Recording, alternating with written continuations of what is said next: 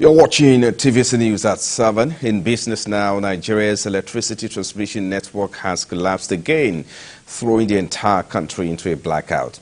This marks the fourth grid collapse in the first 3 months of the year. The grid, managed centrally from Osogbo, Osun State, collapsed around 4:30 p.m. yesterday, plunging millions of homes and businesses into darkness. Report from most distribution companies across the country's 36 states indicate widespread blackouts as the feeders became inactive due to the great failure except Azura power plant with a modest output of 54 megawatts.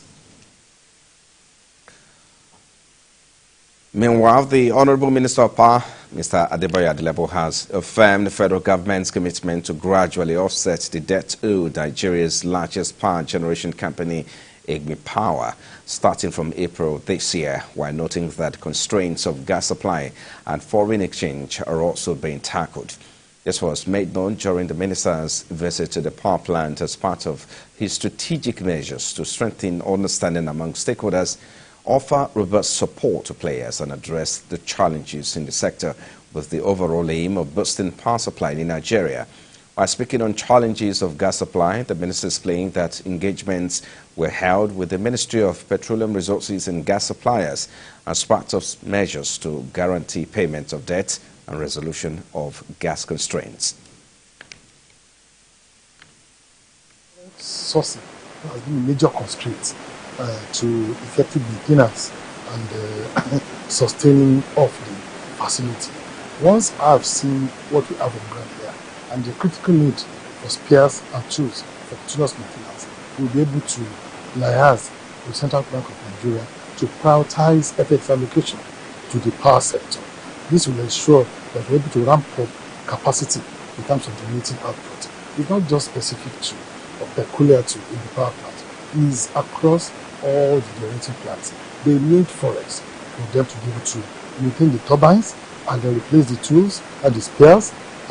This has been a major issue.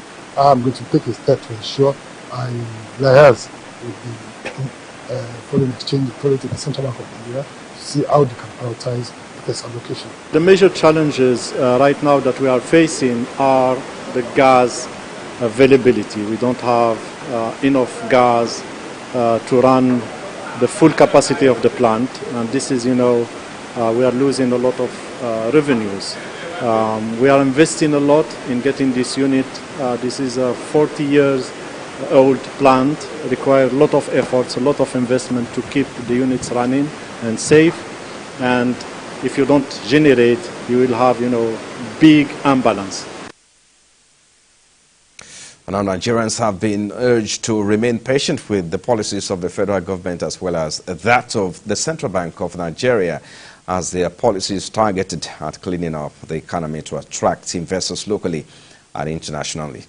This and more from part of conversation at the March 2024 Breakfast Network Forum in Lagos, with a focus on taming inflation and high exchange rates with built environment under the Nigeria South Africa Chamber of Commerce.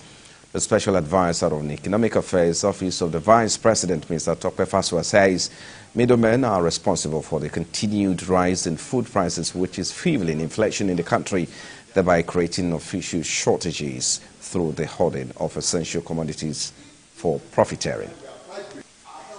On the basket, indeed, of goods that are surveyed by MBS Bureau for Statistics every month, food is a major item on it, and therefore there will be a skew.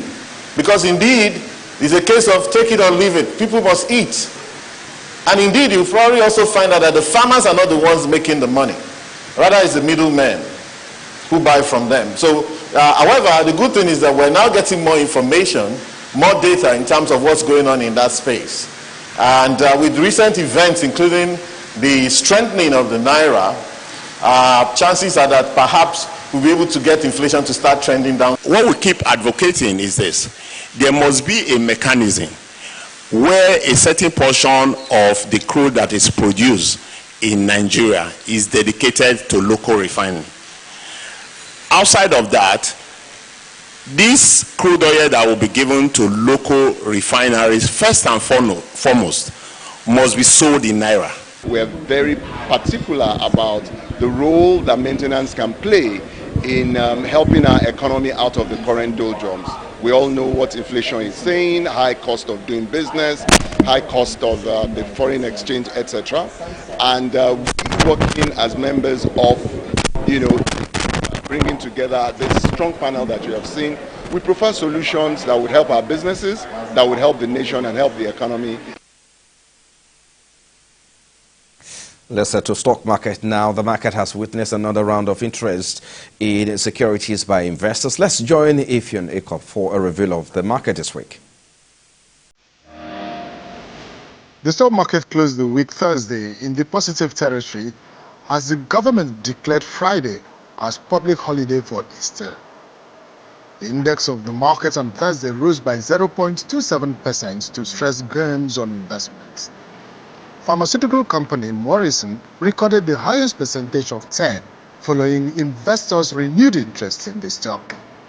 Others in the gaining bracket were Ikeja Hotel, Julius Berger, Omatech Computers, and UPD Crate.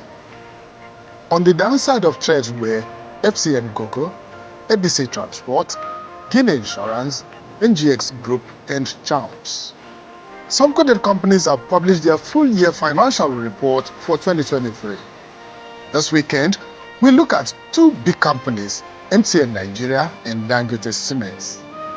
We start with MTN Nigeria, which told the stock market community that it made 2.47 trillion naira revenue in 2023. The performance of the telecoms firm was better than the 2.01 trillion naira of 2022, raising revenue by 22.7%. To Dangote Cement now, which reported 2.2 trillion naira revenue. The revenue target of the company grew by 36.4% as against 1.62 trillion naira of the previous year. Ifeon Ekop, TVC News, Lagos.